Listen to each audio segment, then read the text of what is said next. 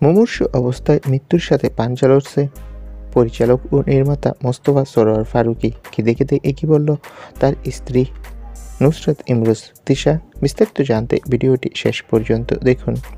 22 জানুয়ারি সোমবার হঠাৎ অসুস্থ হয়ে হসপিটালে ভর্তি হয়েছিলেন মোস্তফা সরোয়ার ফারুকী আর তার স্ত্রী তিশা লিখেছিলেন, আজ সন্ধ্যা থেকে মোস্তফা একটু অসুস্থ।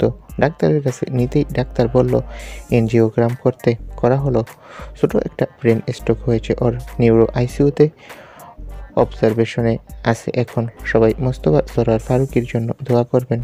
মোস্তফা সরোয়ার ফারুকী দীর্ঘ 25 বছর ধরে চলচ্চিত্র নির্মাণের সঙ্গে যুক্ত।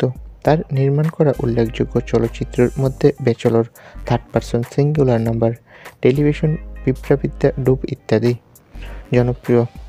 তবে ডক্টররা জানিয়েছে এই নির্মাতা ভীষণ অসুস্থ।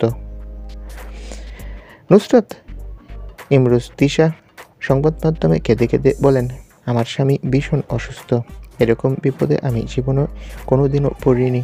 সবার কাছে হাত জোড় করে অনুরোধ করব, সবাই আমার স্বামীর জন্য দোয়া করুন যাতে আল্লাহ ওনাকে ভালো করে দেয়। তো বন্ধুরা, তোমরা সবাই ফারুকীর জন্য দোয়া করো, সেই যাতে সুস্থ হয়। আর আমাদের চ্যানেলটি সাবস্ক্রাইব করে রাখো। ধন্যবাদ।